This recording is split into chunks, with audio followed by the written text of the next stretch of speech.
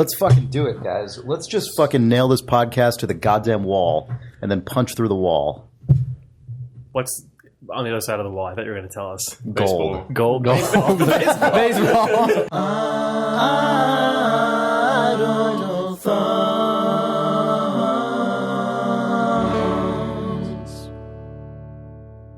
Games, video games, video games, video games, video games, video games, video games, video games, video games, video games, video games, video games, video games, video games, video games, video.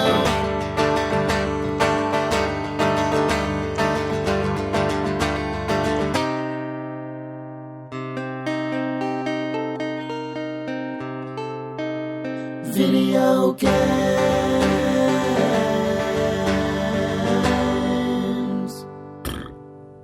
It's December 11th, 2013. This is Idle Thumbs 136. I'm Chris Remo. I'm Jake Rodkin. And we're joined today by our good buddies, Nels Anderson and Olly Moss. Hello. Men from the internet. We're one of them draws things, and that's Olly. And one of them hosts a Netrunner podcast, which we host. Yay. On idlethumbs.net/terminal7. A host within a host. The host with the most. He does have the most out of all the hosts. The most complicated board game. We played, it's a I say we, game. but I watched. It's a card game. I mean, whatever. You played it with Nick Breckon. I did. That was Nick Breckon's first game, and he beat you. I went easy on Nick, but then I accidentally went too easy on Nick, and then he won. But I think it was actually the right thing to do, because I think he was totally jazzed. He was juiced about it. Right as he pulled that last run, that is right when I felt the hook sink into Nick's gills. Yeah. I don't really know what he was doing because I wasn't paying super close attention. Yeah, I noticed. But he got really excited about decoding your shit, I think, as he put it. Yes, and then the teacher became the giant... The shitty baby. The shitty baby in important Nick parlance. But yeah, he felt the itch. It was good. Yeah. It was good. How was that relative to other experiences you've had introducing people to Netrunner? Well, that's a good question. He right at the end, he was probably more stoked, where most people who play it the first time are just kind of confused when they lose. Nick enjoys winning things. I ascertained Did Nick that. start by saying that it was shit and that it was bad, and then at the end say that it was the great game? He was at least skeptical, I would say. Okay. He was, at the beginning he was skeptical and confused when I said it's less complicated than Dota. And he disagreed with that. Yeah. And I said, well, at no point playing Netrunner am I going to question the sexual preferences of your parentage. Well, but I did then. Yes. So. I was still providing that important Dota-esque experience. Huh. Okay. I'm lost, but that's okay. That's fine. It's just Nick was basically like... Nick looked at the components of the game and assumed a level of required comprehension that was maybe higher than it actually, yeah. I mean, and that stuff is there for sure. That's why the game is good, right? But that basic understanding, the basic foundational elements of the game is actually really not that bad. Once you get over that initial hump of there's these kinds of things and this is what I can do, you kind of get it, and then you play 2 or 3 games, and then all of a sudden the floor opens up and you're like, oh, now I really get it. Okay. Yeah. It made me want to try and play it, even though I wasn't paying any attention. Yeah, we'll play for real next time. Yeah, we should. Be You good. can come over again, and then we'll play it. Yeah, it is tremendous. Everyone should check it out. Yeah, there's a copy in this very office. I know. I was pleased by that. Drawer, and it was just there. It was just there. Magically. You weren't even expecting it. I wonder if should we reintroduce who these guys actually are for real? Yeah, we should. Okay, so Nels designed Mark of the Ninja, which was one of our favorite games of last year. Aw, and is a generally cool guy. We've actually known you for a long time, I think, at this point. So. Many years. And Olly Moss is I have made 0 games. But you are quite an illustrious illustrator and graphic designer on the internet. Yes, on the internet. So, and we are both part of Campo Santo. And we are both part of Campo Santo. Yeah. and are cool dudes. Yeah, that's Oh, thanks, man. Yeah, that's You're just a cool dude that's just too. my opinion. I don't know. You're I a don't cool know. dude too. I like you. Thanks, man. I'm not sure about you, but Ugh, it's fine. fine. Jake hates this. What I want, believe it or not, is to talk about video games. Oh wow, okay. Video games. Not that I demands have it. any to talk about, because the only thing that Yeah. I've played since last week was Super Mario 3D World. So Which we Right. can talk about.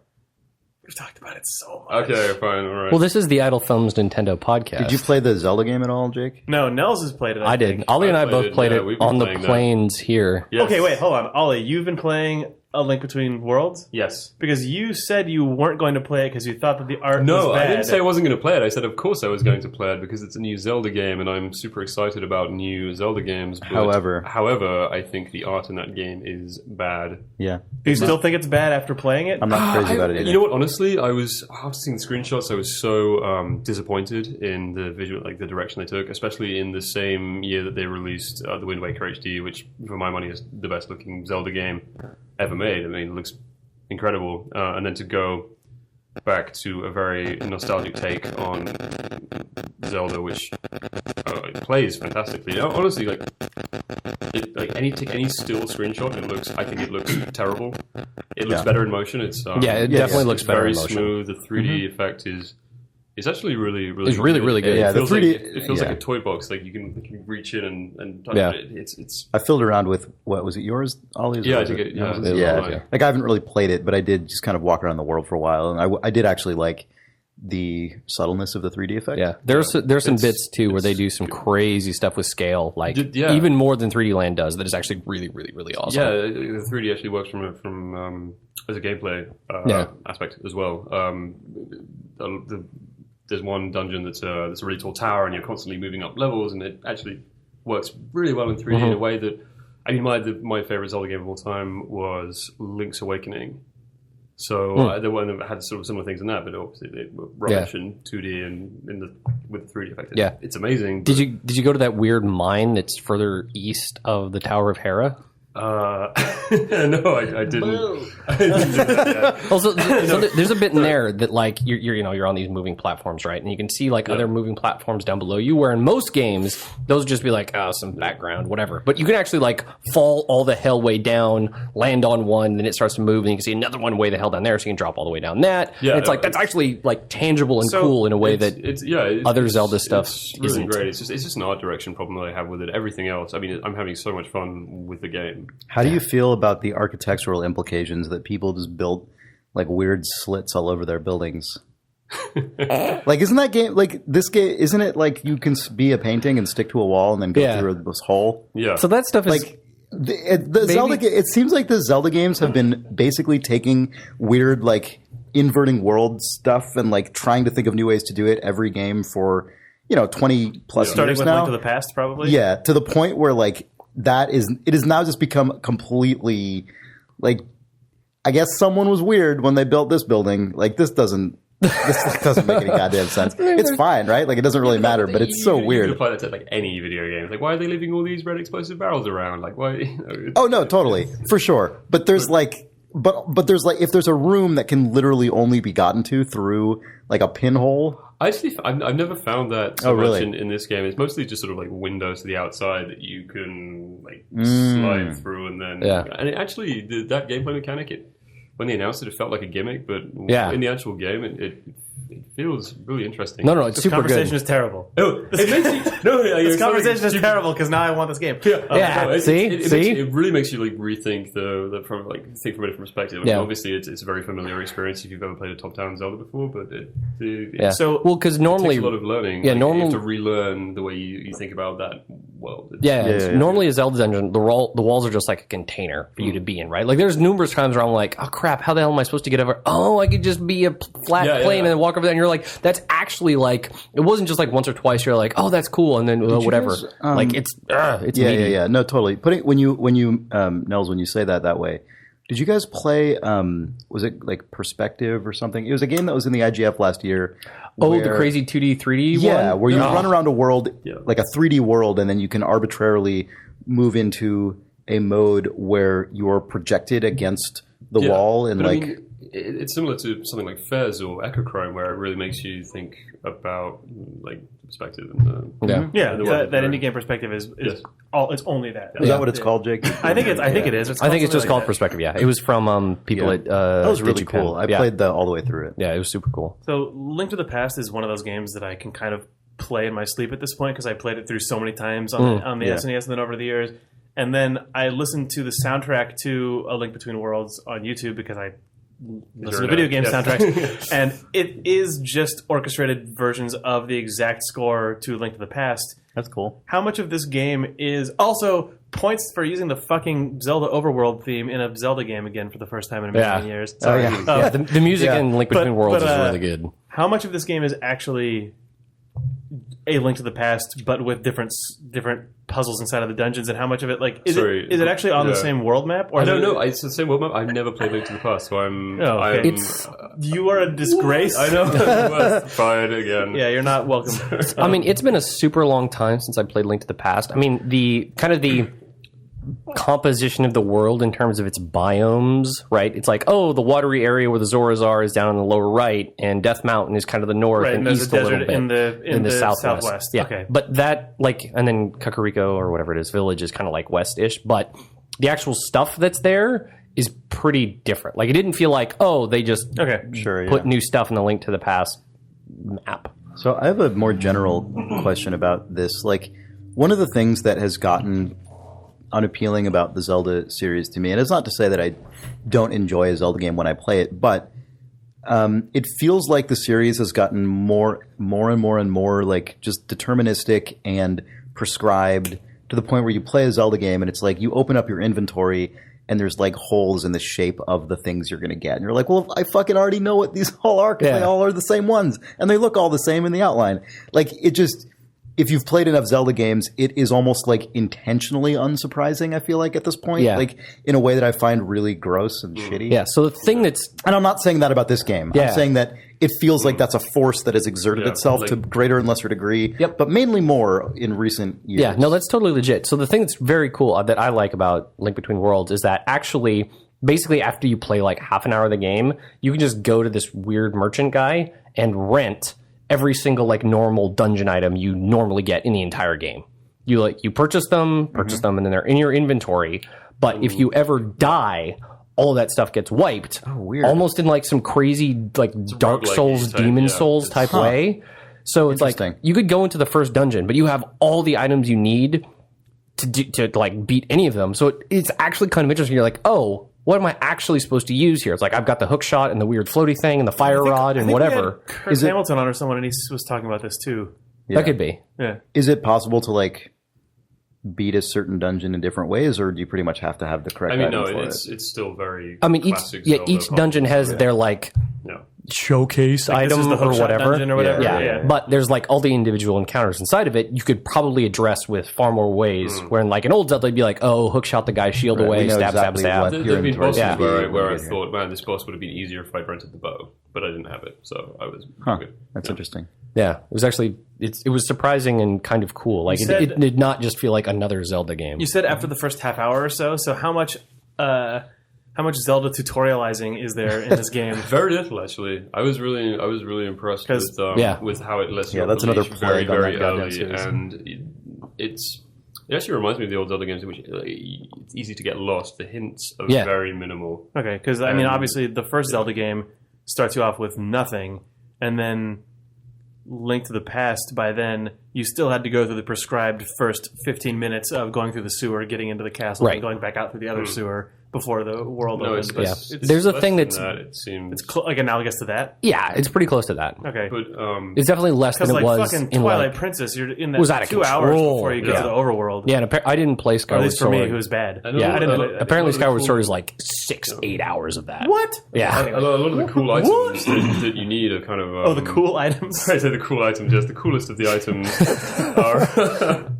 I mean, they're not really part of the main plotline, like the Pegasus boots and the power bracelet or whatever. Are just out there in the world for you to find, and you can get them at any point. Or I assume there's a possibility that you might beat the whole game without getting them. Yeah, I don't They're know. just kind of there. Yeah, I mean, it could be some dungeon later where it's like, oh, you better have this thing, or otherwise you're not getting in or whatever. Yeah, but it's in a house that you just need to go in and talk to some guy. Yeah. It really the structure of the game encourages exploration without just hand-holding you and pushing you in the right direction, which is cool. And Yeah, it's really cool. yeah, I like it. Unlike how, like, generally as game series tend to go on, they tend to become, like, more and more ossified as the things they do. And, like, yeah, feeling that way about Zelda is totally legit.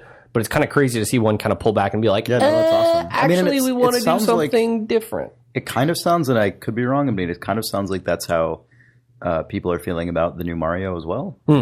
Or not, maybe? I don't know. It does.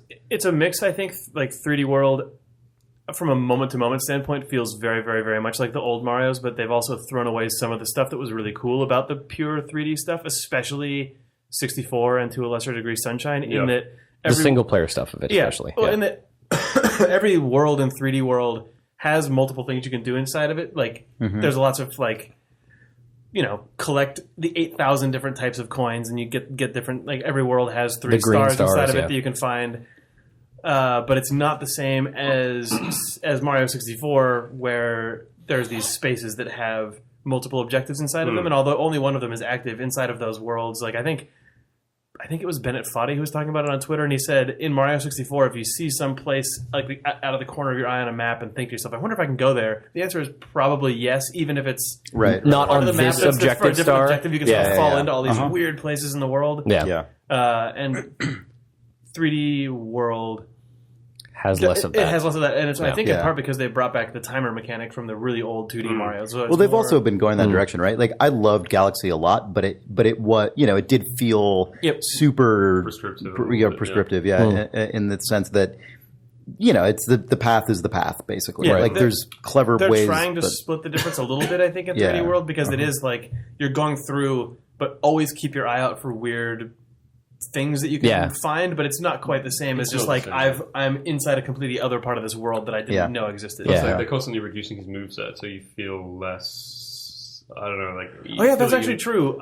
There's no triple jump in the game, which was upsetting to me. I didn't notice that, but in Mario Super Mario 3D Land, you have basically your exact moveset from Mario 64, where you can do the jump and then the hop and then the triple jump, or if you slam backwards, he'll do the backflip that has a little bit of extra height and stuff. And in 3D, that was 3D Land on the 3DS, but in 3D World, it's just a jump and a double jump, I think, if that. It's a wall, there's a wall. And there's wall slides and stuff, but like the Mario's... And I think you can do the backflip, but you can't do there's no triple jump. Yeah, you can do that thing where you run in a circle for a while, and you get fast, and you jump, and you'll get extra height and like floatiness out of it. The moveset is definitely reduced compared to what it was in 3D Land and even Mario 64, yeah. which is like, you have a ridiculous moveset in that game. I love it. I love the sense of exploration you had in that game, and Sunshine actually as well. I agree. Sunshine even more so. I like Sunshine. I wish they evolved in that direction a little more, rather than. I mean, Galaxy was obviously an amazing game, but I wish they had made a Mario 64 style game in which the Galaxy levels were like sort of a part of a world, with a bit more variety. I don't know. It seems like Nintendo right now reminds me very much of some of the stuff that was happening in. I guess I was going to say in the GameCube phase, but it was more like when the GBA showed up, and was it the GBA? Or was it, I guess the first DS. Sorry, when like Phantom Hourglass showed up, and New Super Mario Brothers showed up, and it felt like Nintendo was very aggressively going through like a mechanics culling phase, basically, where they sort of cut a bunch of cruft out of their games, and it's built up again, and it feels like the new Zelda game and the new Mario games are both sort of that again of like, well.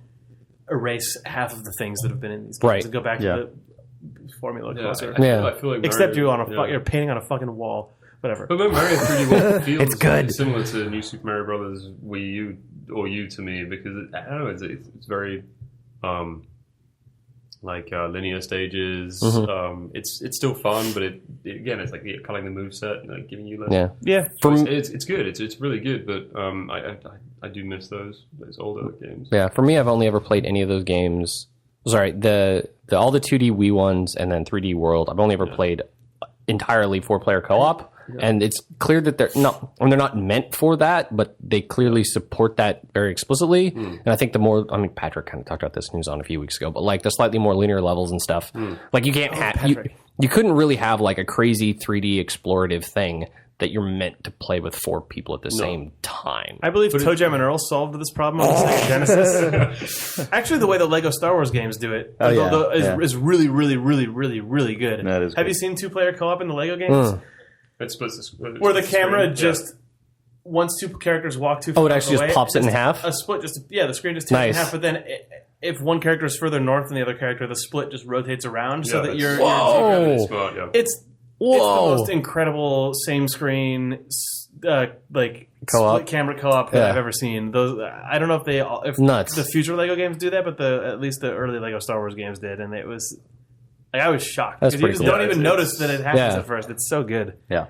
There was a... It feels so natural. Like, Yeah. I guess that would be really tough in a game that's all about jumping over platforms, but Maybe a touch. whatever. This podcast has just become the fucking Nintendo podcast this month. We put all those basketball images up. But what we should have just put up was 1,000 pictures Mario. of Mario. 1,000 pictures of Luigi. Oh, The year's man. not over yet. Fiscal year of Luigi. it is. It's going to be Dishonored extended. year of Luigi. Yeah. Coming up. Yes. Yeah, the Year of Luigi. I hate that the Year of Luigi was extended. I know, it's bullshit. Technically, the Year of lays Luigi it was even- announced in February, so I guess they have through February. Because, I guess that is Luigi's yeah, fiscal calendar. it does. But that's a year of Luigi, not the year of Luigi. Yeah. It does completely just cop to it being a bullshit. Like, there's nothing. Like, oh, I guess it's year of Luigi still, guys. Here, Luigi games.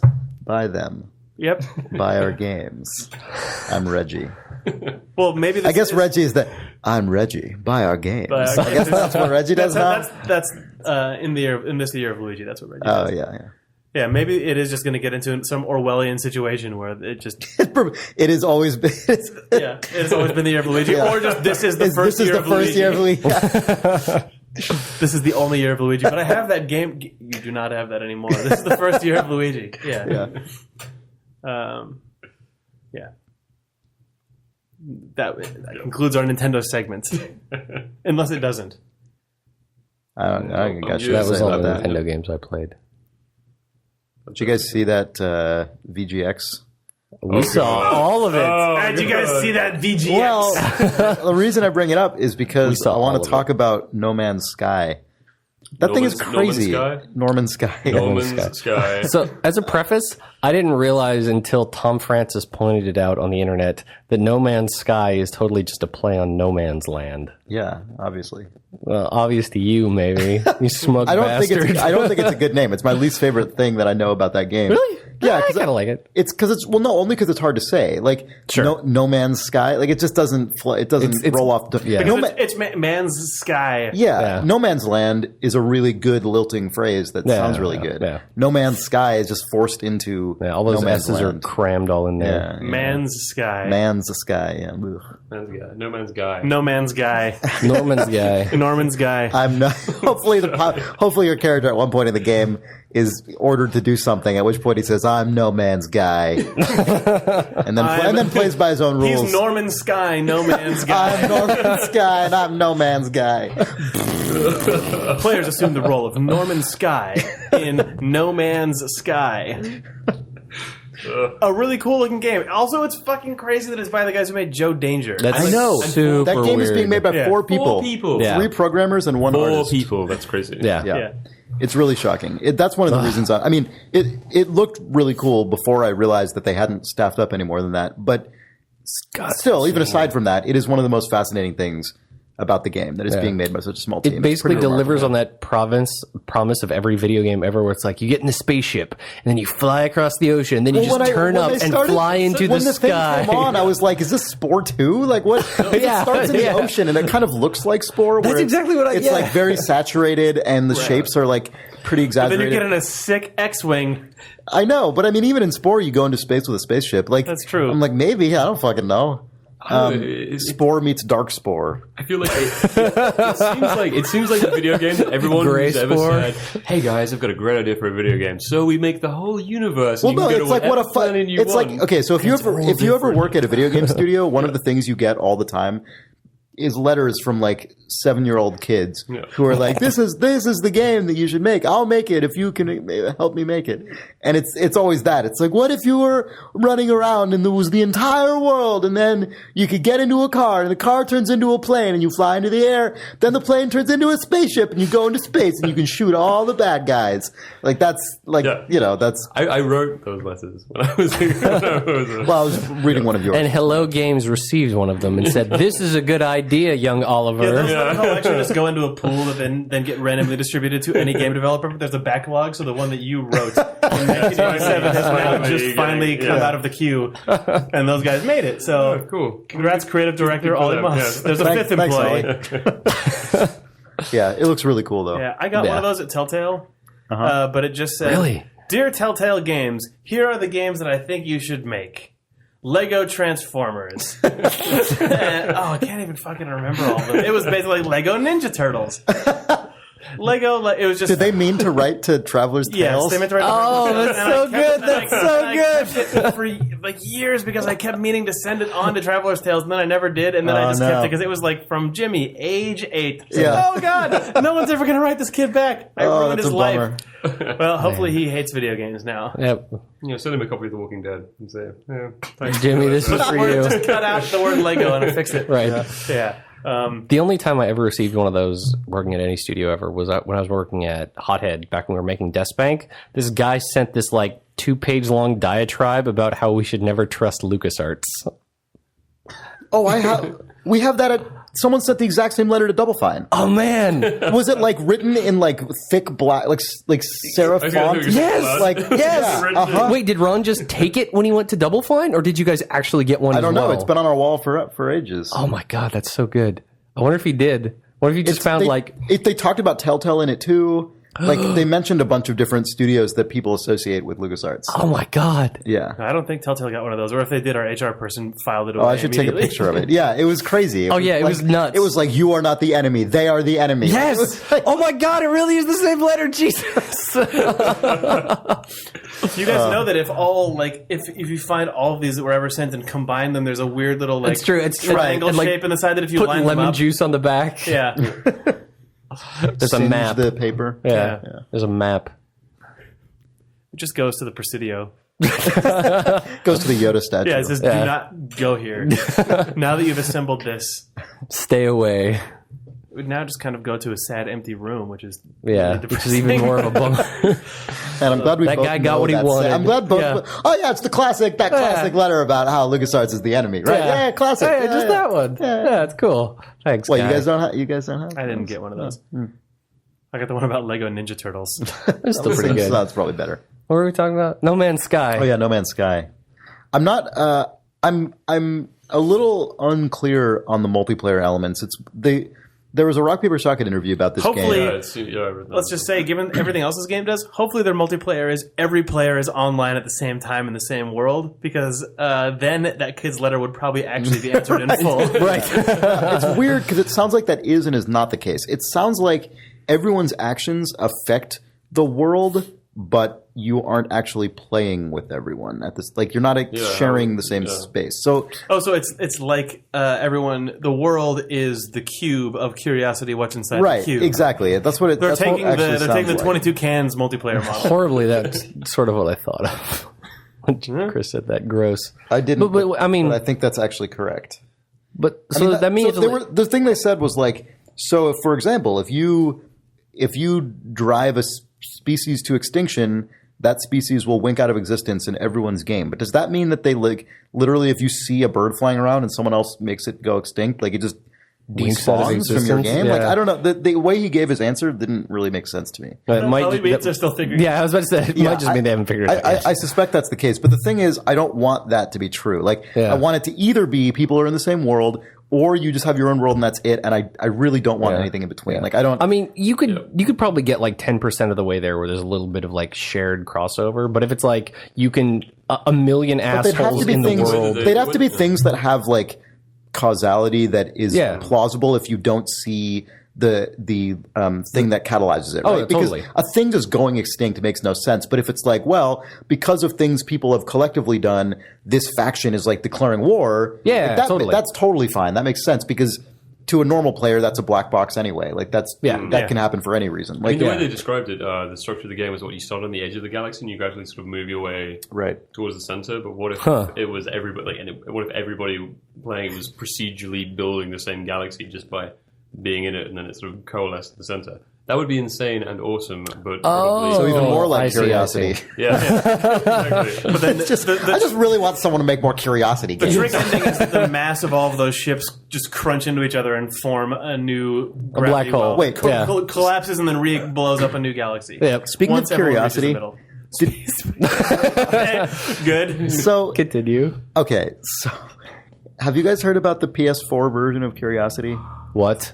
I don't know if it's real or not. Someone on Twitter was like, "Oh man, PS4 Curiosity." Wait, was it Peter Molyneux? No, well, I don't know. Maybe I don't think so. But I think it was someone else. But I'm not sure if it's real or not. Like, I'm not sure if it's someone's joke. It looked like a very convincing thing that I could imagine being. Do you use the PS4 DualShock 4 touch to I don't even Tap know. your cube. Like, I couldn't tell if it was a joke or not.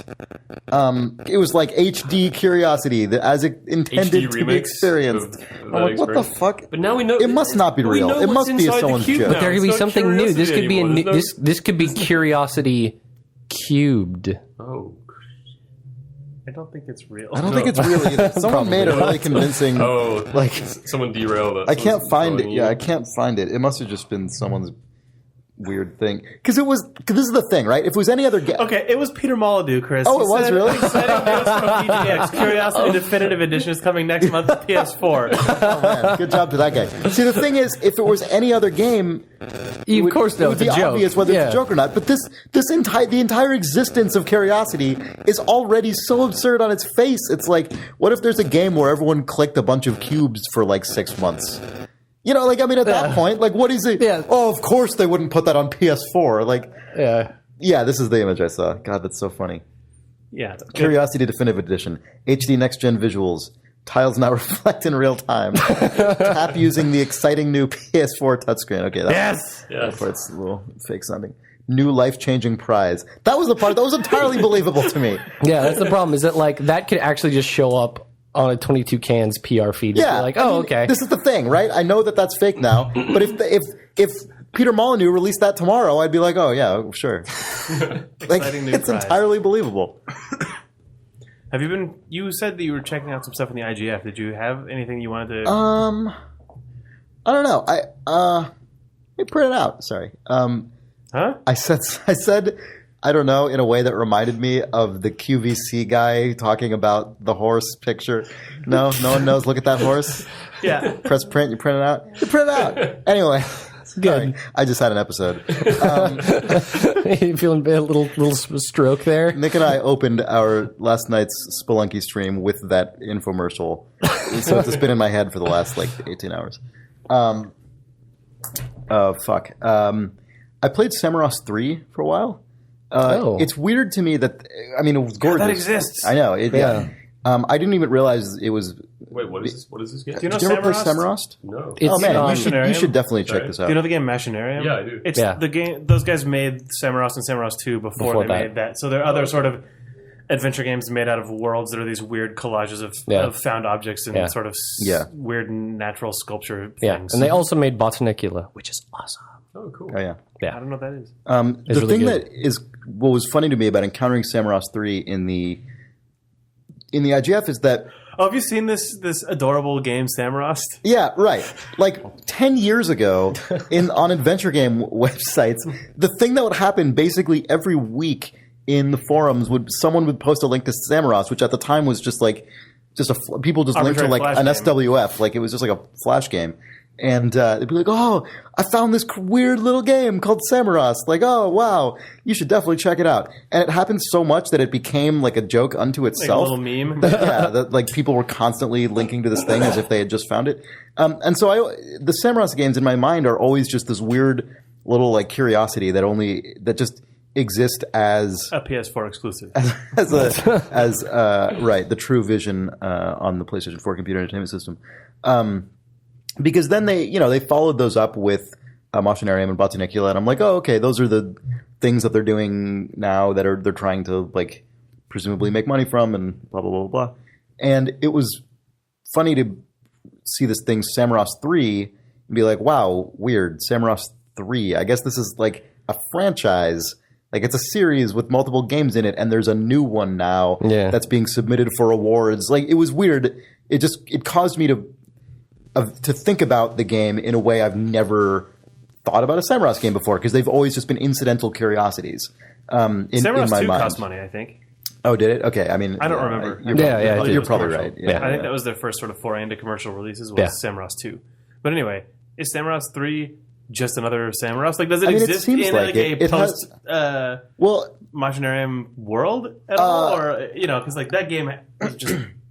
It felt like they were trying to introduce new things inside of the... Right. So I guess one of the reasons maybe they made this a Samorost game and not something else is that it is more simplistic, at least seemingly so far, than like Machinarium. It does feel like a Samorost game where you're basically just walking around and clicking on things, which I guess is true of Machinarium as well. But that game, I feel just like... by virtue of having the leg extending stuff, right. It felt like there was a tiny system inside of it. Yeah.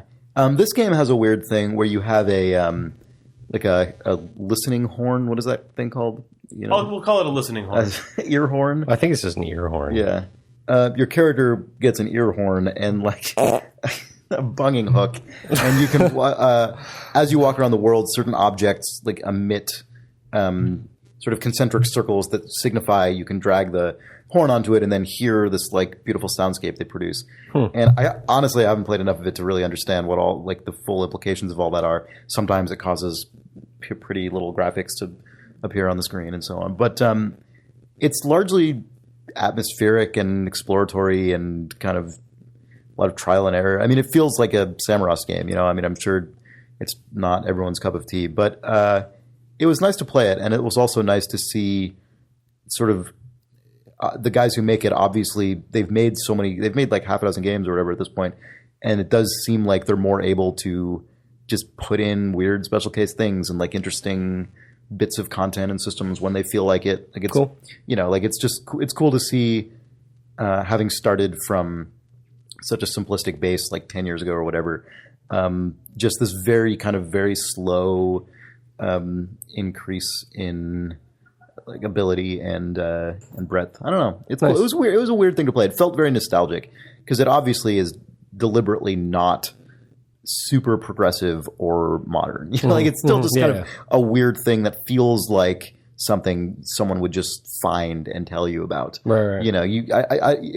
I'm sure they market these games somehow, but they don't feel like games that even can be marketed because they're so deliberately low key. Like all the sound design is presumably just the sound designer's voice. Like he's just making the sounds with his mouth and, treating them. He puts reverb on them and stuff. But like everything has this very consciously small inward looking feel to it, which is nice. Like everything feels of a piece. Like it's really charming. And there's a lot, it's the kind of thing where the way the game plays, I probably wouldn't have a lot of patience for in most circumstances, right? Like I wouldn't want most games I play to be just you walk around and occasionally click on something and arbitrarily something happens based on almost no predictable like outcome. Like weird leaves come blowing out of the background or whatever. Yeah. But these games do it really is a testament to the fact that everything in it, like games are just holistic creations. Like no one system is inherently good or bad, and like no structure is good or bad. And this only works because of the trappings of the rest of the game and how they choose to contextualize. So would you call Samorost like a non-game? Like a not game? Oh God! Like it's not even a game. Would you call it like not even a game? I would say more like not even a game. It's like a book. Yeah, I would say like a book. Just like a book. Why didn't they put this in the Independent Book Festival? That's what I want to know. Like a children's book for babies. Like a pop-up children's book. Gross. Anyway, it seems pretty cool. Did you play Depth? It was in the IGF. No, I don't. I got assigned to judge that.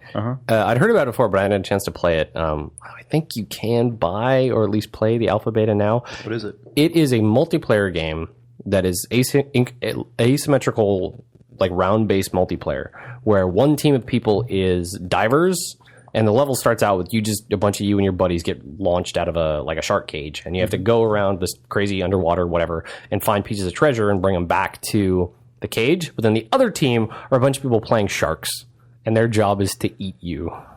So you, as like the Sounds pretty good. as like the lame, wimpy little divers, like you don't really have much you can do. Like you can get some weapons, but not really very effective, and the ammo is really limited. And so you end up having to be like sneaky. Like if you think there's a shark around, you got to like kill your lights and climb off into some kelp and hope the shark doesn't see you. And their job is obviously just to like eat you. And I think I only played on the diver side. I didn't play on the shark side.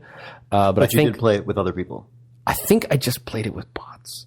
Okay, Which is why You can't even tell? if it has bots, that's fine because Yeah. I mean, I encountered some games in the IGF that were only multiplayer and didn't have bot support, and that's tough. Yeah, And they require a lot that of was people. unfortunate. I played around with other things that reacted, but based on their names and conduct, I think they were bots. But it was cool. I mean, like, Cool that you aren't When you positive. say Yeah. when you say Like, that's pretty conduct, awesome. you mean you asking them questions and they weren't civil with you? their No, response, they were quite polite, so I figured I wasn't playing with random people on the internet. I mean, it was obviously still pretty rough, but I think like 6 to 12 months from now, that game could be really, really, really cool. Mm-hmm. It like, did y'all ever play any of the old Alien versus Predator multiplayer, like the very, very first Rebellion I one? kind of missed out on that. Yeah, that it reminded me of that a lot in So a it's really good 3D. way. It's 3D, yeah. Okay. Yeah, it's all 3D first person.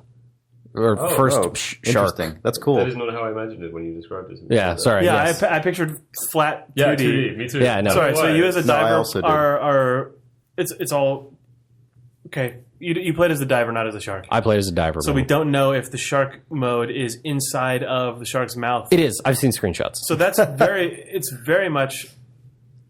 Wasn't that in Giant Citizen Kabuto when you played as Kabuto? Wasn't there a Kabuto mouth cam that was just teeth that would go? There down might and have shot been. people? There might have been. Sorry. Anyway, whatever. Yeah. But yeah, Good mouth cam. yeah. It seemed like it would. Yeah, like I said, it was kind of rough, but in 6 to 9 months, it could be a really, really, really cool game. Cool. That I would play a lot of. Yeah, depth.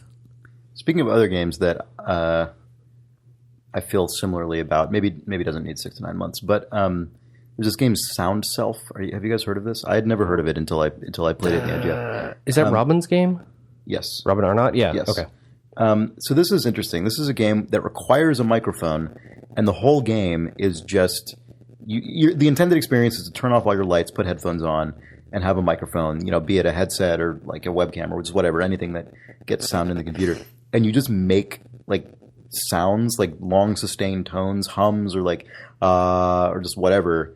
And Like what other sounds could you make? like that, for example, Cool. Or yeah. like ooh. Okay, cool. Yeah. Like that is definitely an example. Okay. And as you I now know how the objective of this game. as you make these sounds, the game, it's basically just a visualizer, right? It's like a Winamp visualizer or something, but all specifically just real time input from you and intended for long sustained tones rather than like beat detection and stuff like that. And it's just kind of a weird, like trippy sort of just experience you have. And the README file said more he intends to add more content. And I don't entirely know what that means, but I feel like it does need something, not like a goal or levels or anything, but just right More now as you reaction. do it, it's right now when you play it, it's like, this is pretty cool, but it feels like the suggestion of something that would Right. be, it doesn't feel like it transcends the concept right now. Right. But I feel like it could be something that's a really cool thing to just space out with. I don't Nice. know. Interesting. So that was something that I was glad to be made aware of. Yeah, when I was at Gamer Camp in Toronto, which was like a game event there, Soundself was set up in one room, but I didn't initially know it was there, so I was just hanging out. I think I was waiting to do an interview or something, and I just heard this like bellowing and all these weird noises coming from the room up one floor. I'm like, what the hell is going on up there? And someone's like, oh no, it's Soundself. It's like, oh, I see. I did actually, in the judge discussion thread, there were people who were saying if you've played this in an installation setting, it is significantly better than playing it just on your computer, which I would totally believe. That seems completely, yeah, Gamer makes Camp total people sense. seem to be digging it. Yeah. That's cool. I'm trying to think what else I played. I played a bunch. I played so much stuff. I don't know. I'll have to think about it. Maybe we take a break. Yeah, let's take a break. Okay. Video game. What was that, Ollie? Nothing. We're back. Hey, listeners. No, awful. His face was fantastic, though. How about that device 6? That game Oh, is are we back, Chris? I guess we're back. cool. Sounds like we're back.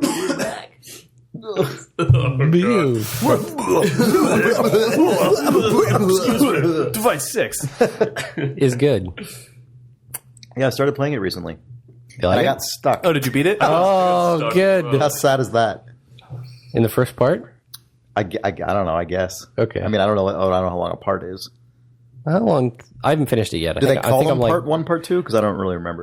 they're like chapter breaks ish. Yeah, okay. Aren't I there? was so into the sort of pros. I got to the point where I actually had to do something, and I was like, I know, right? Me too. Yeah. Yeah. It's cool. The thing that impressed me most actually was all the audio stuff. yeah, Like that was really impressive. Yeah, it's really good. Just the general, I don't know, the mixing of soundtracked music and then positional audio, so to speak. Like as you scroll through the prose, like the story of the game is told just in text.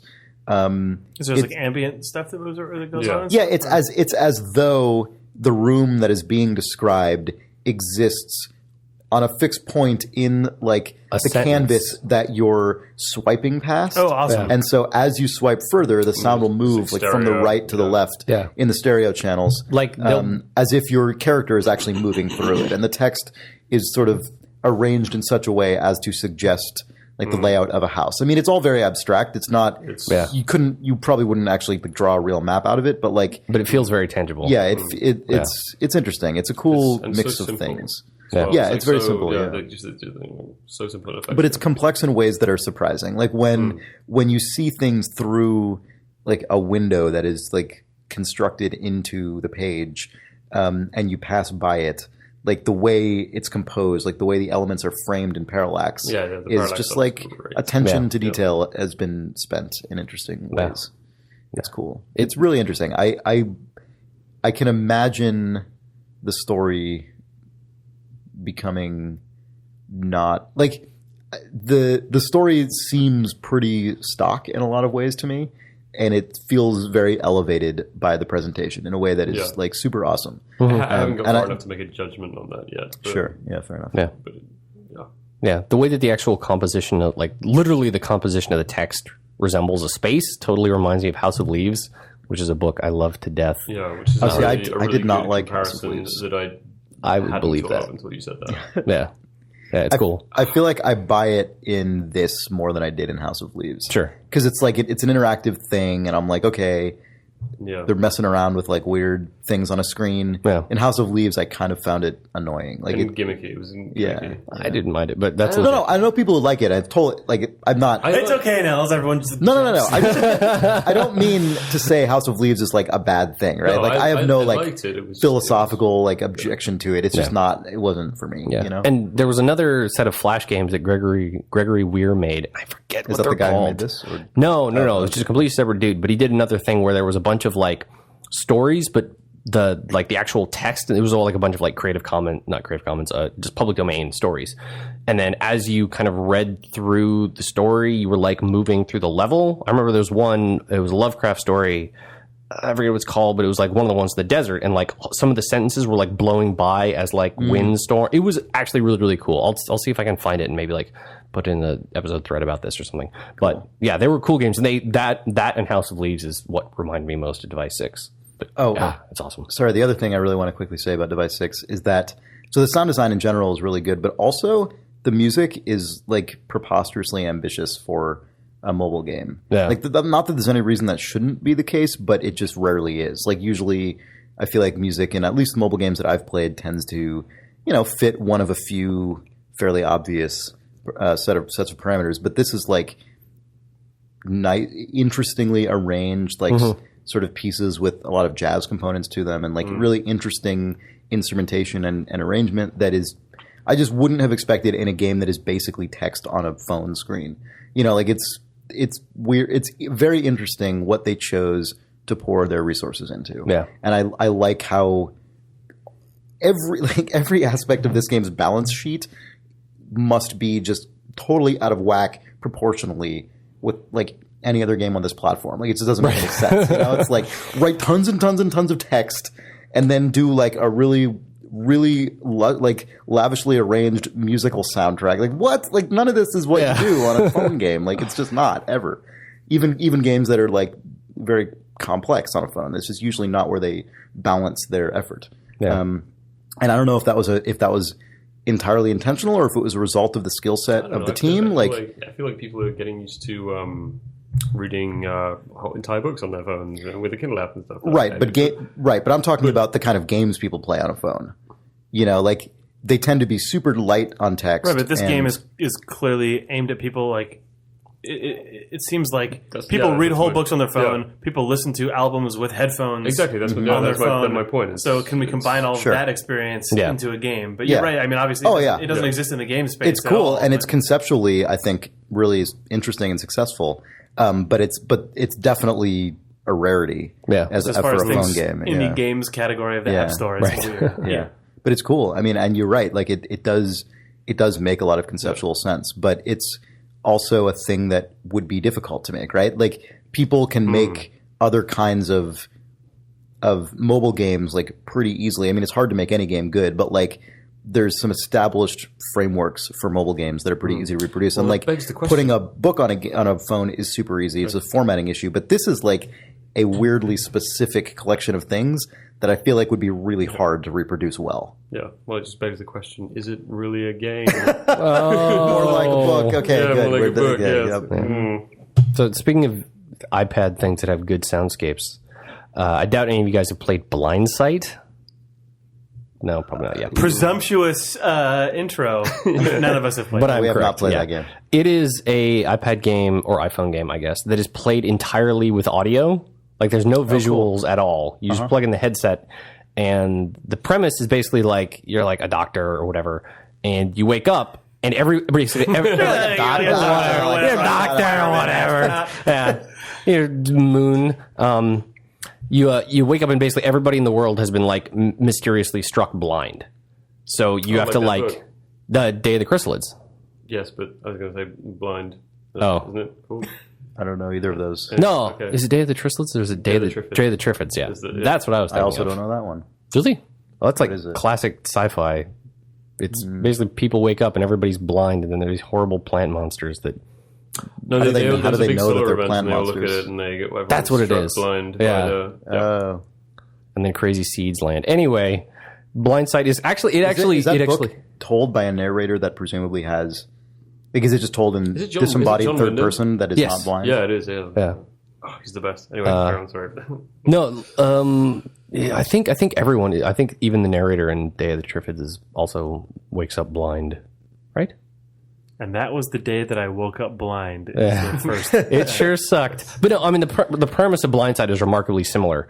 But it's kind of cool because it actually does a pretty good job of placing you like. Oh, if all of a sudden you had to wake up, you woke up and you couldn't see anything, navigating through the world would be like really complicated and weird, and you'd just have to like kind of bumble through it.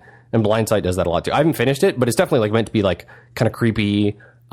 It's cool and very different. Like, how do you interact with this game? I mean, you just scream into it. Obviously, you hear through sound, but are there touch controls that you just have to do? And the direction that the iPad is facing in, like it uses the compass, the accelerometers or whatever, and all that stuff. So that kind of controls what directions you're moving in. There was another iPad game that was also played entirely audio called Papa Sangre. Which is like you're wandering through this weird... Do you know how to spell that? Yeah, P-A-P-A, Papa, and then Sangre like blood, S-A-N-G-R-E. Papa Sangre was cool, but like Blindsight is structured more that like it actually has... It's a game that has an end point, where Papa Sangre is more just like you're wandering around in this weird Haitian voodoo underworld thing, and it's just like you're wandering in a weird soundscape with a bunch of crazy stuff. And Blindsight is slightly more structured than that. But they're both interesting, and they do cool stuff that not a lot of other things do. Cool. They're worth checking out. That sounds awesome. Yeah. You guys want to do some reader mail? Oh, I thought all I was going to talk about tonight is Battlefield. No. No. Okay. No, he's not? Okay. Mail from the readers. Well, from them. From you, the readers.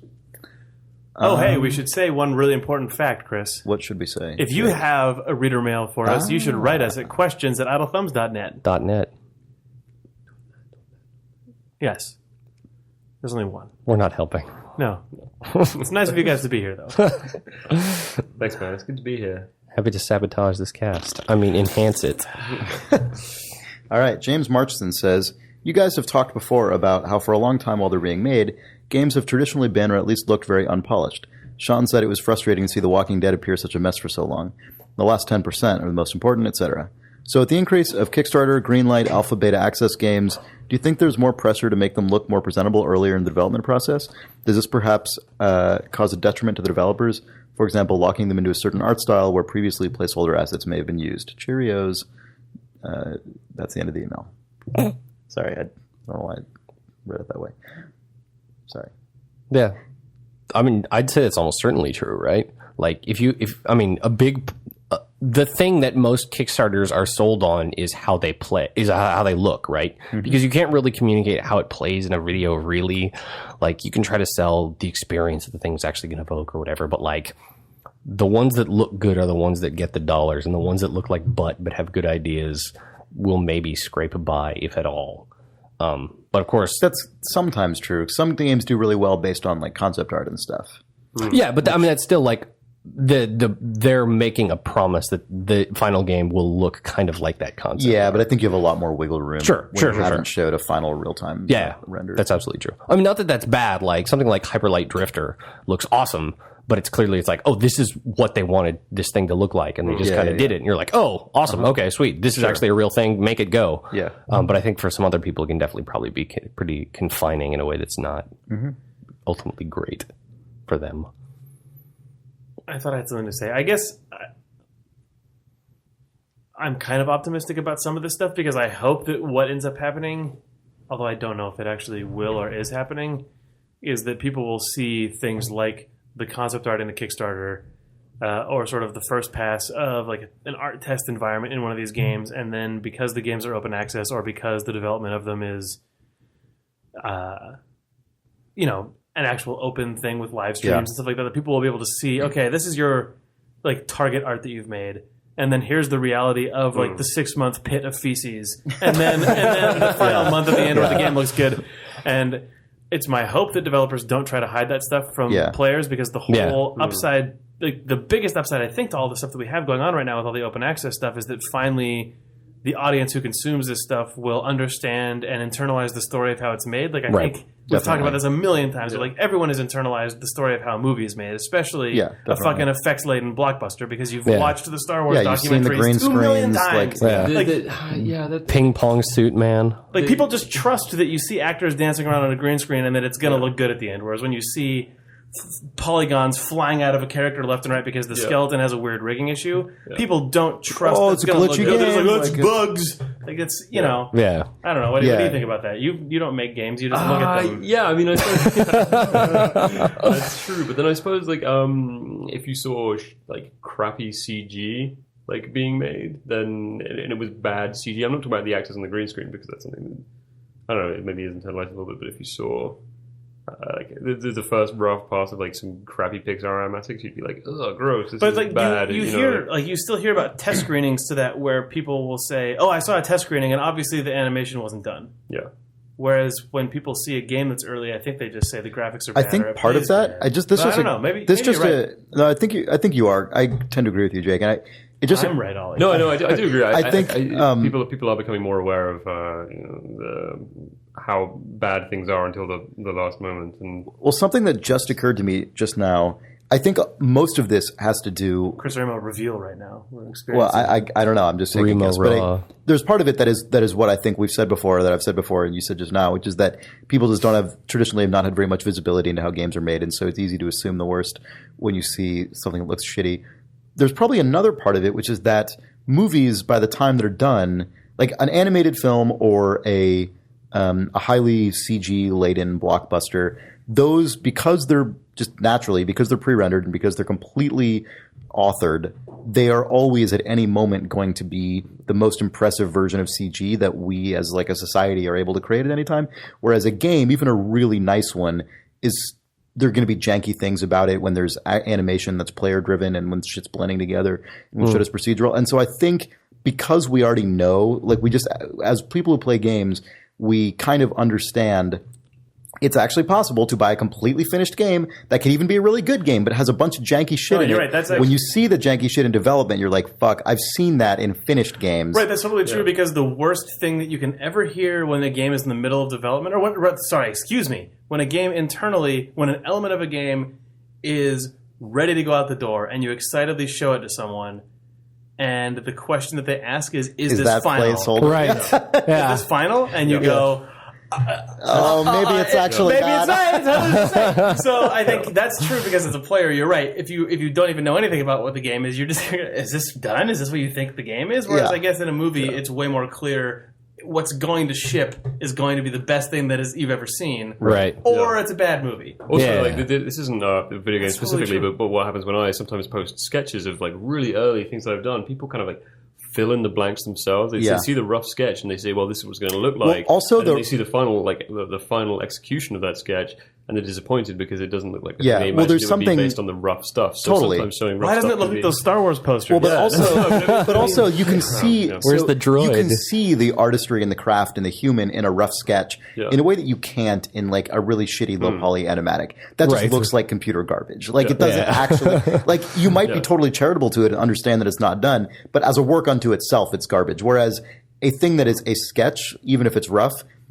that could be very well something that is just beautiful in its own right. But it is. But when it's a rough sketch, people they can project onto it. They project onto it. They finish it themselves. Oh, in their sure. head. Okay, yeah. And then they have And that part of it also happens in games, So yeah. showing Yeah. early stuff can often be detrimental to Totally. Well, one of my favorite examples of that is how Nintendo like key art from the 80s can be extrapolated in multiple different ways, and people will get very fucking hardcore about like, no, it's absurd that Link looks like this now because if you look at the old art, obviously he should look like a total badass, or he should look like a whimsical cartoon because just look what it used to look like. It's the same thing. It's like and the people painting in the strategy guide or the manual. And like or... people are looking at basically the same collection it's of stuff. actually the 16 but like, by 16 squares. Yeah, but that can be literalized in all different ways, and you could be super convinced that like, no, well, obviously they were making it to look like this. The thing about that, if you really poke into it, which is, I don't know if it's worth talking about a ton or not, but like the way that Mario is represented in pixels,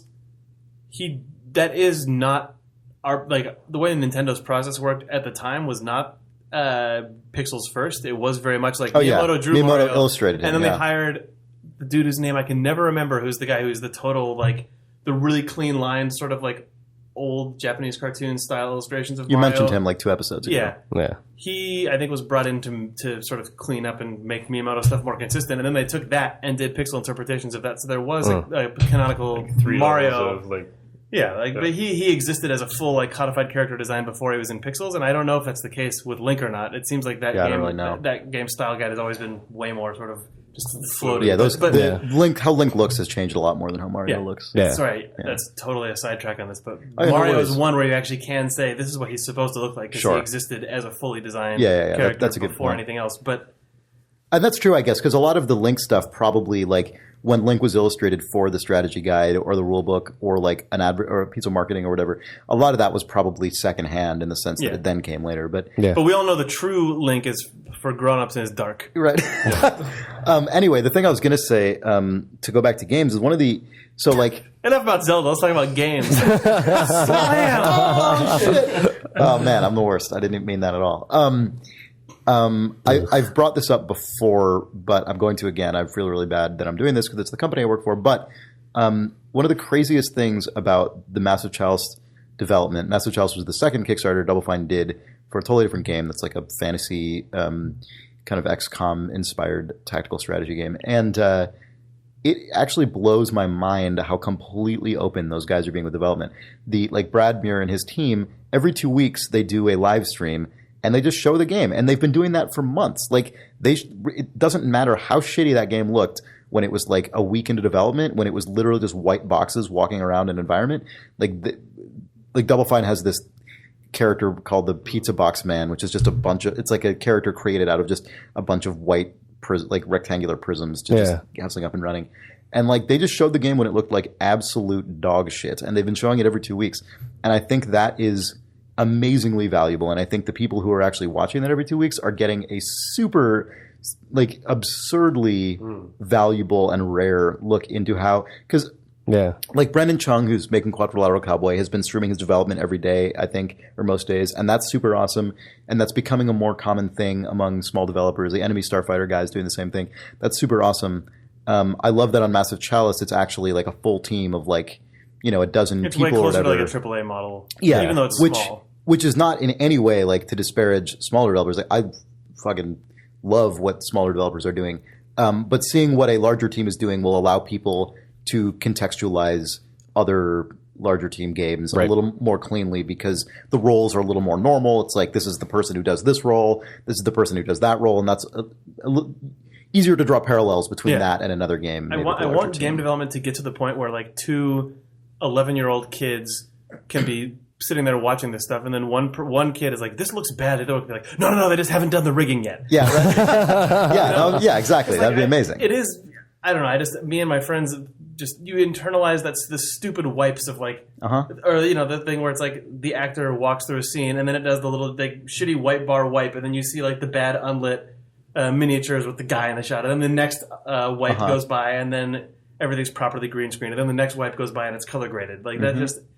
You know, as a human being, what goes from the garbage to the good, and in video games, from the garbage to the good. Does that affect your like enjoyment of it? Like, wouldn't you rather see it after you've played the final product rather than beforehand? I mean, I think in the specifics, maybe sometimes. Yeah, I think those are two different discussions. I think right? You're right that like were I watching a huge Hollywood blockbuster that I was really excited about, if I just gorged on the featurettes before I saw it, it would be a bummer. But I think having this stuff exist as a historical record that can then be packaged up and shown to people to be like, here's how this is how it got here. Also, however it works. Just I want people to internalize the knowledge of what it looks like across. Also, I do think it makes a difference what kind of game it is. I think big time. Like a game like Massive Chalice that is intended to be a game you play a lot of times, and that is like battle, like maps where like elements of it are randomized every time you play it. Like that's going to be a game that, I mean, I know it doesn't matter if you see how. Yeah, I know those guys are working on cool narrative stuff, and there's going to be surprises, and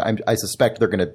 Those things they will share probably fewer of them on the live stream for that exact reason. Exactly. But like this is a good candidate game, I think, because a lot of the processes involved are the same regardless of whether the game is like a heavy narrative experience or what. Like you still have to go through a lot of the same building blocks of development. So that's like a really great example of a game to use for that purpose. And I'm sure there are lots of backers who are just avoiding that stuff entirely, and that's great. But I'd still much rather have that stuff out there than not. You know, like it's just. I think it's clearly net positive. Yeah, the other Double Fine game in like open development, Broken Age. Yeah, I watch all those. Yeah, that's a much more managed. It's funny because I don't watch any of the Massive Chalice stuff, even though I backed it, but I feel like I should. Whereas with Broken Age, they do go out of their way to keep everything really abstract because they're trying to show you how the game is made, but they can't. They've just sort of said, this one room or this one sort of puzzle chain is effectively going to be spoiled throughout the documentary. That's sort of like, it's not. There's that one sort of like wedding scene that was or whatever, the like sacrifice thing with all the girls with the dresses. Yeah. It's like it's one of the first rooms they built. And if you watch all the documentaries, you're still not going to know how that puzzle works, but no element of that one environment is going to be a surprise to you in any way because you just, but the context of it and like what happens before and after. They've deliberately had to say sort of this for many episodes of the documentary, like this little like core sample of the game is going to have to just become emblematic of the entire production because they can't show you everything. Whereas with Massive Chalice, it seems like they can just fucking show whatever they want. Really, it's so mechanics first. I don't know.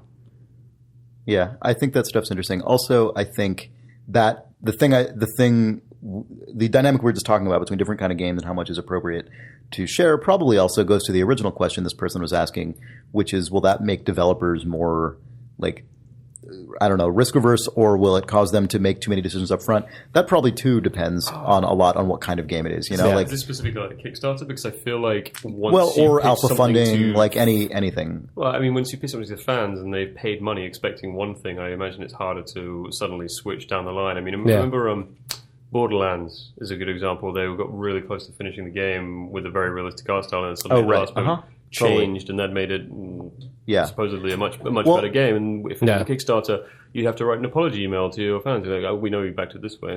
So you know what's funny about that? I think that's actually I think Borderlands as a Kickstarter is a really interesting thing. I know. Sorry. Yeah. I think that's actually this seems paradoxical, and I could be wrong about it, but it feels to me that is more of a risk when you kickstart something that is already pretty far along than it is when you alpha fund something where people are buying the game up front. I feel like, and I could be wrong about this, I feel like when people buy an alpha funded game, even though they're buying a thing that is already like playable, which means they would have very specific expectations of what it is, I feel like there's an expectation that the reason it's being alpha funded in the first place is because it still is subject to change, and the developer could decide based on the experience of the player base, like, we're going to tweak this or that, which doesn't mean people wouldn't get mad at changes the same way they do about patches in released games. Sure. Right. But on balance, I feel like there's an understanding. Really weird. I hadn't thought about that at all, and that now has made me depressed because Kickstarter does very much feel like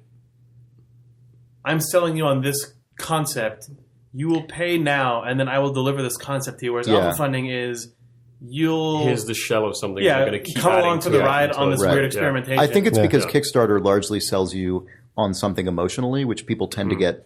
They tend to plant their flag in the ground a lot more strongly than.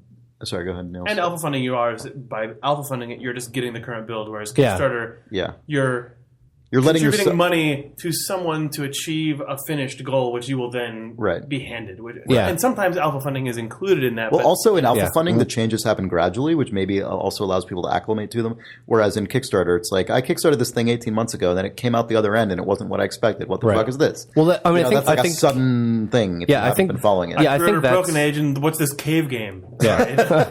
I think that's exactly what it is, right? Like with an early access or alpha funded whatever thing, like enough of it already exists that there isn't just that much space in your head to imagine what it could be that is different, right? Because like no matter what happens to Sir, You Were Being Hunted or Space Base or whatever, it's like ultimately those games are still mostly going to resemble robots in that. England or spaces. But like a crazy Kickstarter thing, people can imagine it's like, it's this thing in my head that I really, really want, and that's why I gave dollars for it, which is not actually what you think. And then it doesn't look like the Star Wars poster when it's done. Exactly. Yeah. We should do the next reader mail probably. I mean, we kind of answered something. Yeah, totally. We talked for a long time, so that's good. That's what they're paying for. Paid for. Jonathan Anderson writes, I didn't pay attention to the Xbox 360 at all during its release. My only regret is that now I don't understand any of the J. Allard references. I can find facts about chief experience officers and the like online, but nothing imparts a true sense of what it must have been like to watch his story unfold. Please share some myths of Allard so I can finally feel like I haven't completely missed out. An origin story would be particularly great. This email is like revelatory to me because it's such an amazing example of the kind of thing that we've been making jokes about J. Allard for so long. I feel like the bulk of the J. Allard jokes predate the 360 even. Like they predate its availability probably. Yeah, well, sure, but the J. Allard jokes entered the scene around the onset of the HD era. That's probably so. But like, which was introduced obviously by Jay himself. I feel like if J. Allard started now, I mean, like if the J. Allard shenanigans started now, it would be easier 5 years from now to find out stuff about him. Does Reggie predate J. Allard? No. Or is Reggie Nintendo's answer to J. Allard? I think he is the answer to J. Allard. Because J. Allard was at Microsoft for years and years and years, right? Like J. Allard was. Sorry, did Reggie's appearance on the public scene predate or post-date J. Allard's appearance on the public scene? Because I imagine both those guys existed internally. Reggie, I think, came later because we were making J. Allard jokes in like original 2004 Idle Thumbs, weren't we? But I thought Reggie was around like GameCube launch era. But that's not launch. No, but he wasn't the public figure that the front man. He wasn't the hype man. No, he was. Reggie was introduced as the hype man. Yeah. Was he suddenly there? I thought he was kind of around for. I don't know. We're not helping to. I know. Really. So I'm curious about who this guy is in the first place. Anyway, let's talk about what about where did he fall? Let's talk about him only relative to other insane figures. This is like talking about some mythical man. He is a mythical man. But the thing that he's a mechanical man. Yeah. Man. He's a cyborg.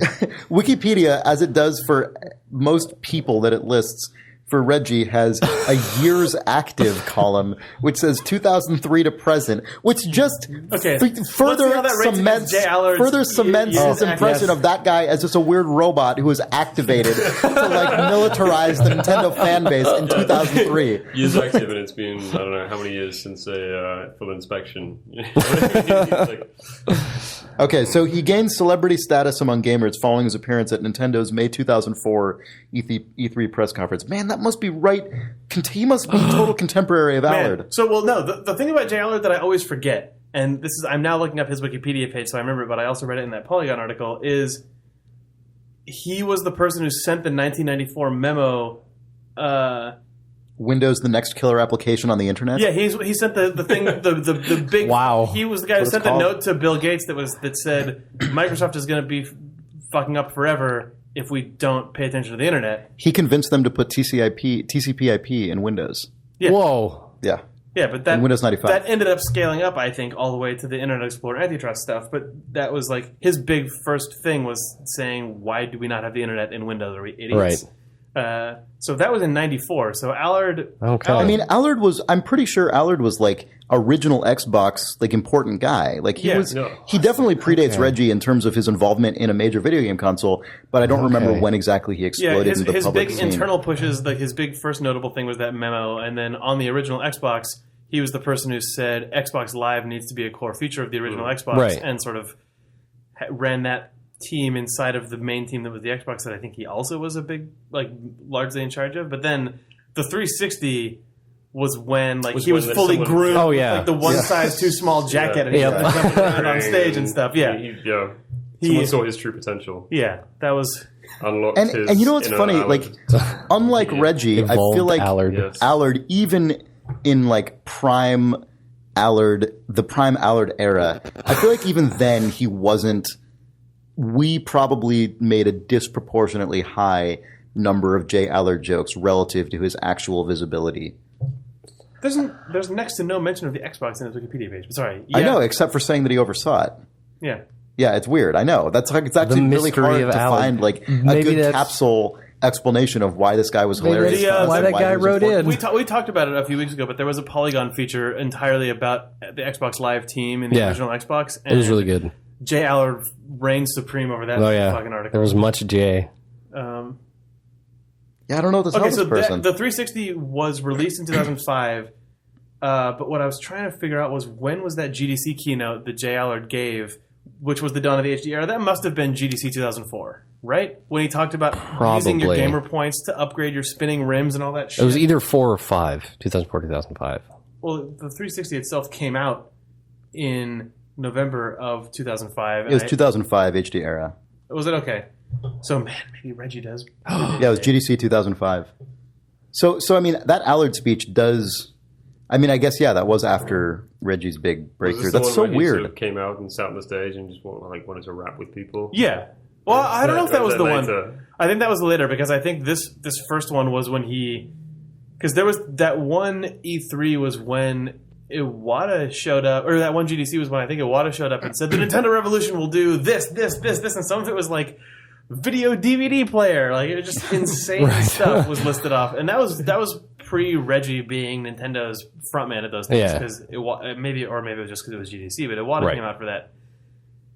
That was a really endearing talk. I remember that because he showed pictures of himself as a dork. The Allard? No, not Allard. Iwata. The Iwata one. Yeah. That actually really endeared me to modern Nintendo at that point. Yeah. But no, I J. think it Allard, did with everyone. That was an intense contrast, because then J. Allard showed up and just basically fireworks erupted from the stage in the middle of the San Jose Convention Center. He said, 1 out of every 3 of you has an HD TV under your chair. And you got that. And I got that. Did you really? Yeah, Jake won it. Oh, whoa! So is that the birth of your obsession with J. Allard? Basically, I was like, who's that guy who gave me that free TV? That looks kind of like me. No, I was... Even at that point, I was making fun of J. Allard because I called that TV my Allard division. I think J. Allard showed up at that Microsoft event, or at that GDC keynote, and just immediately made an impression on everyone, which was, who the... What? Because that was in March of 2005, and then by Is E3 in May? Yeah. Yeah. By May of 2005, we made that stupid Idle Thumbs E3 video, which includes me Oh, it includes a fake Allard. showing up with Yeah. a one size too small suit jacket, introducing our video. So Yeah. I don't know. Wait, we gotta stop talking about J. Allard. I don't know. He if we have any- exploded. Never. You guys had some Never sort of. stop. You were starting to talk about some sort of J. Allard false lore involving him being David Cage. What? No, he owns a mountaineering supply Yes. store now. So I know That's not false lore. That's real. It's real. He Yeah, lives in- on top of a mountain somewhere. Yeah, in Portland. He doesn't live on top. Does he really? I know, He might. No, but I mean, He is in a my head he does. he is a That's what I according to heard. his LinkedIn page. Yeah. He is a PMBI certified mountain bike instructor. See, and he runs or is heavily involved with like a mountain bike equipment company. I thought it was I thought it was like climbing and mountaineering. It could be both. Maybe I thought you I thought he was like a guru who like lives on That's top what I mean. of it. Yeah, He's a sage. What if his You're business is when in you fact go- the new combination of all of these things, where it is the mountain climbing, mountain biking, like base Guru. jumping guru thing, where you just all of these devices are somehow connected into one transcendent but extreme experience. Oh, good. Yeah. Yeah, no, but we were talking like we should get Steve to go and find him somewhere because he's in Portland, right? That was Yes. Yeah, he is Yeah. in Portland. That Yeah. part is definitely Steve, true. Do it. the final tone control is actually just an audio journal of Steve climbing up Yeah. whatever Mount Hood Yeah. to find Jay Allard. Find Jay. And then they ski down together while talking about video games. Would Jay ski or would he snowboard? That's true. Jay would clearly snowboard, Yeah. but then probably off a cliff. Then did he hang glides off? a wingsuit. Yeah, in a Well, wingsuit. wingsuit. Sorry, why would he hang glide when he could use a wingsuit? Why would he ski when he could snowboard? Yeah. God, I don't know Jay as well as I thought. You'll learn. Yeah, Jay Allard is apparently the CEO, and for 6 years has been the CEO of something called Project 529, whose slogan is "Ride More." The latest from Ride More, Project 529. We live to work, clock in, clock out, repeat. It's time to rise, get out, crash. That's what their website says. See, there you go. And you can put your email address in a form. We've missed out the Zune years. He co-founded a cycling team that's also called Project the 529. Zune years were the sad years, though. Yeah. That was when he made the Zune, and Those were the dark hours of Jay. the darkest hours were that he was on the Microsoft Courier project, which was that Oh, yeah. the two-page the hinged two-page. tablet that then just got shut down entirely and replaced with the Surface. I don't even remember that. It was a prototype that was announced briefly, and everyone said, Wow. "Oh, that's interesting," and not an iPad. And then Microsoft said, "Well, that's not an iPad." Oh, here, have a and it was garbage erased. iPad. Yeah. Good. Poor Jay.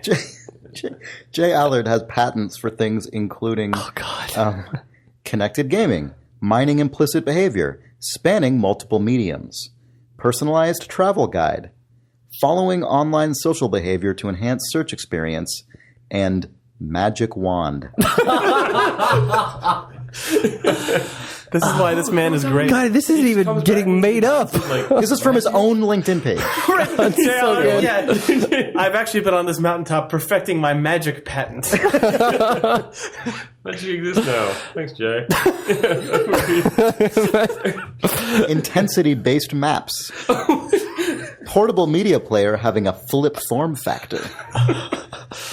Non-destructive media presentation derivatives. What does that mean?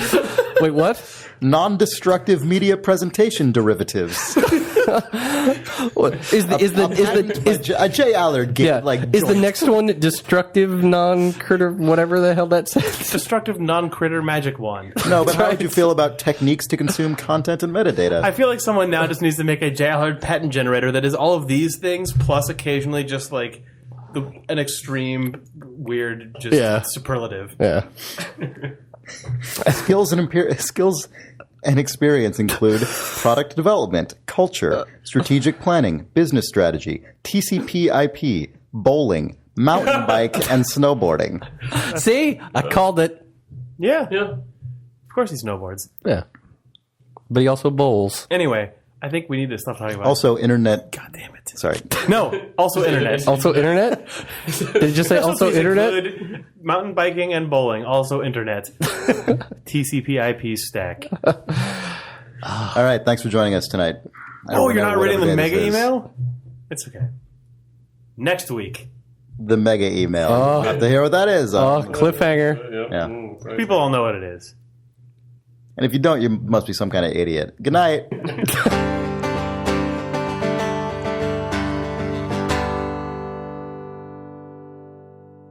the first thing that you do in the soundtrack is just elbow the fucking table, you son of a bitch.